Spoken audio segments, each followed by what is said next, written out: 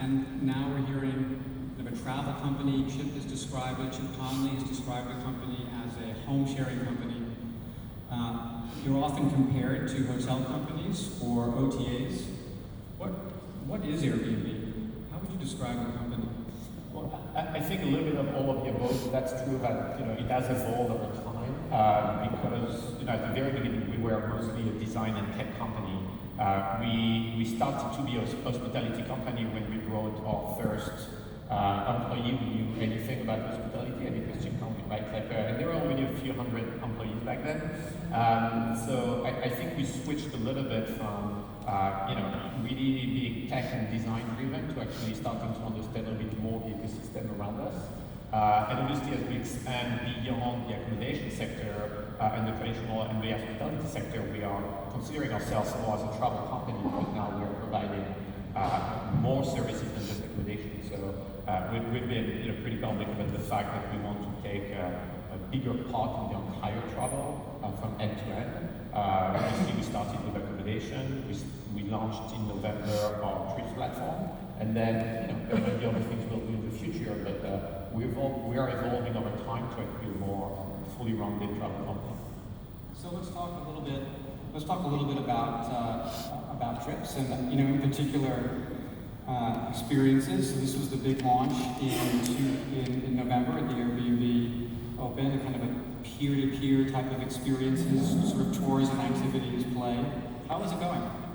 It's going well. So it's actually interesting to see how we launched it. So that's true. We launched it in November 2016 in 12 cities. We are now in more than 20 cities, and we want to go up to 50 cities by the end of the year. We have a little bit more than 1,000 experiences that you can book in these 20 plus cities on the platform. And we see some great results. The main one that we're looking at is satisfaction. So 90% of the reviews we get are 5-star reviews, and that's really the bar that we want to keep. So we are really trying. That's why we don't want to go necessarily too fast. We really want to keep a great quality, and that's a lot how this that started as a project years ago was developed, which is we started by having the vision, and Brian, our CEO especially, was working on it from the beginning, the vision of creating the perfect trip, the really transformational trip. And then after you do that, how do you to scale that a little bit? Because obviously, I think the first trip took 2 weeks of 20 people to build. So it's not necessarily the most scalable things, but we really wanted to start from the perfect trip and see afterwards how you can scale it actually down the line. So I want to ask you a little bit about demand. I think especially as we looked at kind of the changes in the rental traveler demographic and how the Airbnb traveler is looking more and more like the Expedia traveler, the Booking traveler. So there's one, I've spent a lot of time looking at experiences. There's one in particular that's kind of jumped out at me. And so I found, I think for 30 or 35 bucks, you can do a dreamy jellyfish flash mob in San Francisco. And, I'm just kind of thinking, it's hard for me to imagine paying 30 bucks to do that, and it's hard for me to imagine, lots and lots of travelers doing that. But there's lots of, pretty. I'll just say this is not like your typical hop on, hop off bus tour type of stuff. What kind of demand are you seeing? Do people really want to do this? So interestingly enough, there are sometimes we push some experiences that nobody wants to book, but other times we were like, this one, who is really going to do that? And we actually find out that many people want to do it. So we're pretty open to the type of experiences. The thing we want is it's something that you do locally and something that is really true to the city where we do it. But some have been pretty interesting. Like there is a travel hunting experience that is over 3-day, 250 plus euros, and I think 40 or 50 people have actually done it. It's like 40 minutes out of Florence. It's a commitment for 3 days, but people love it, and I think the rating is like 5-star by everybody who's taken it. But how do you also scale this on the supply side? A lot of these experiences, I might be, a full-time chef or a photographer or something, and then maybe once or twice a week I will do an experience. It's not like I have my accommodation, which it's there all the time, and I can rent it out. And you guys are getting better and better, and ecosystem companies are making it easier and easier for me to kind of do that all the time and optimize that. But there seems to be like a supply constraint. How much supply do you need experiences to be for it to surpass the accommodations business, which is what I think some folks at Airbnb have said is possible? Yeah, I think the good thing is you don't have to scale it. You don't have to, what I mean by that is you don't have to ask people to do that 365 days a year. And it's very similar to the homes business actually. When you look at the hosts in Europe, they rent their place for 28 nights a year, not 360. So if somebody does that 28 times in a year, that's fine too. The reason for this is, they might have another job, or most of them do, they have other occupation. If they do that once a month or twice a month, that's okay. As soon as you have enough supply to actually, tailor to all the demand that you're going to bring. But we had the same questions with the homes business back in the days where, hey, somebody's going to rent their place for a week or 2 weeks or 3 weeks during the year. How do you scale it? Like, you're going to need like millions of listings on the platform. And the answer is yes, and that's why we have over 3 million listings. So right now we have 1,000+ experiences, but we think that a lot of people have a passion in their country, in their city, that they want to make others discover. And if they are like a few people doing truffle hunting because the person doing it right now is going to do that only once a month, that's fine. So what about other more conventional attractions? And I mean, if I'm increasingly that typical traveler, I might want to stay in an Airbnb, but I still want to go to the top of the Empire State Building or Disney World or go to a museum. And actually, we see a lot of Airbnbers are very interested in culture and go to a lot of museums. Is that more traditional type of tours and activities and attractions? Is that going to find its way into Airbnb? To a certain extent, yes. So I was reading an article about a certain travel analyst that I'm going to keep confidential, but let's say it's called Douglas Q. And he was saying, who on hell is going to go and learn violin making in Paris? I didn't swear. Okay? That's true. That's a good point. That was my translation of it. English is not my first language. But basically, I think it's a fair point. Like, it's not necessarily for everybody, but again, the cost of bringing that on the platform is pretty low, and if it's actually tailored to a few people who actually want to discover violin making in Paris, it's actually good. I think one thing we learned over the past few months is, we are not going to make everybody go to learn violin making overnight, and that's not even our goal. People, when they go to Paris, they'll still want to go and visit the Eiffel Tower and the Louvre and things like that. The thing that we are looking at, though, is can you discover the Louvre in a different way? And one interesting experience that you can find on the platform is a comedian who actually makes you discover the Louvre by, joking around for like an hour or two with other people in the Louvre, and it makes you discover the paintings and the story of the Louvre in a funny way.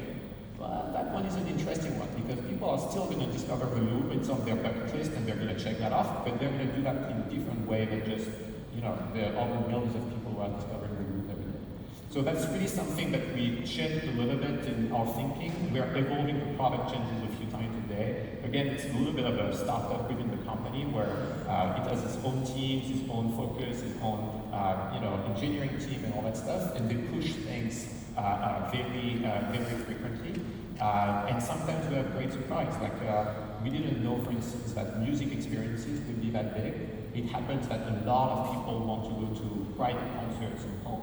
So that's something that we're actually pushing now, but was not necessarily in the list of things we were thinking of at the beginning. In the past, Airbnb has had some pretty high-profile incidents in some of the homes. People have been hurt or homes have been damaged or something like that. So let's just say, in theory, I am attacked by a vicious jellyfish, and I suffer some type of bodily harm. What do I do? Who pays for my medical bills? Is it the jellyfish tour guide or is it Airbnb? Yeah, that's a good question. I want to, just on the things that happen on the platform on the home business, I did my own stats, but it happens that more than 100% of what really happens on the platform gets into the press. So we have a tendency to think that there are a lot of bad things that happen on the platform all the time because you see it in the press quite a bit. But the real number is actually 0.002% of things that happen. And what I define by this is actually the number of claims we get for something for more than $1,000. That's actually fair, and we've seen that too in our own data. I mean, and this is actually across the rental landscape in general, like 99.9% of respondents are really satisfied. But you know, there is also the tour guide business is regulated in some markets, and tour guides have to have licenses in some cases, and there are companies that do kind of peer-to-peer like services, so forth. I mean, Urban Adventures and others that you know, tours by locals and so forth that are actually only working with licensed guides. So are all of your experienced guides or hosts, are they licensed, or is that an issue? Do they assume liability? How does that work? Yeah, so there are some of them who are licensed, and it happens that there is not yet a jellyfish mob license out there. So that person, even if they wanted to actually get registered, they couldn't. But there are things that we do for experienced hosts, which is provide them with a host liability insurance in case some of the stuff that you mentioned happens. So we're looking at both ones, which is what are the type of regulation, licenses, insurances that exist, but then on top of that, we're actually cover for the stuff that can happen. So just a bigger question on just kind of regulation in general. I mean, we actually had a whole session earlier this morning on regulation, and I think Airbnb consumed about half of the discussion. Seems like it's in some ways becoming a bigger issue, but it's also highly localized, it seems, from market to market. And it's actually interesting. I think the city we're in now, Amsterdam, was one of the pilot cities for an initiative that you had to, I think, to collect hospitality taxes and to work with the local authorities. So, can you maybe just kind of give a macro sense of your strategy around regulation, how you guys are approaching it? Yes, our strategy from very early on, I joined the company in 2012, and one of the first things I did was actually to go and introduce myself to the Paris City Hall back then, was to actually talk to people. And I think I mentioned that in one of the previous Phocuswright conferences. It's the first time I went to the City Hall, the person I was meeting told me, your biggest enemy is ignorance. And what he meant by that is a lot of people were already talking about Airbnb in a certain circles, and they were telling a certain story, which was not necessarily the full picture. So he said, hey, you should actually get out there and actually talk to people. So, fast forward to 2017, we made a little bit more than 300 different agreements with cities and regions and global governments and stuff like that. On the tax front, because you mentioned that, we're collecting in more than 275 different jurisdictions. And for the past 12 months, it's been more than $250 million that we actually gave back to the cities in tourist tax, hotel tax, occupancy tax, however you want to call it. So, we have an approach of, hey, we want to talk to the different governments, especially when they are pragmatic, especially when they have identified an issue, which is tax collection, which is many other things, and they want to solve it. My cynical way sometimes is it's not always the case. Sometimes they don't necessarily want to solve an issue. Sometimes they want to get some money from the price. But for most of them, they really want to solve some specific issues that they identified, and we're more than happy to work with them on this. What about in the case of the multi-unit listings? I mean, this has been, I think, a source of controversy, especially in urban markets and with hotel organizations where it's basically residential inventory that is not regulated the same way, but it's being largely treated in kind of a commercial or hospitality context. What is the balance, right? So I think in some markets we've seen a real pushback, and you've had to pull some inventory from the marketplace, from Airbnb. What is kind of reasonable regulation look like in the case of those multi-unit operators? Yeah, I think the overall framework that a lot of cities are moving towards is differentiating people who actually rent out their place for 28 days a year, as I was mentioning earlier, and they make on average 2,400 euros, from people who are actually buying an entire building, renting it out entirely. This is much closer to hotels, this is much closer to a traditional hospitality business, and they should be regulated as such. It doesn't mean that, it it shouldn't exist, right? Like some people, apart hotels, for instance, is exactly this. You take an entire building, and instead of putting some hotel rooms, you put something that looks like more of an apartment. So this should exist, but the cities, as the right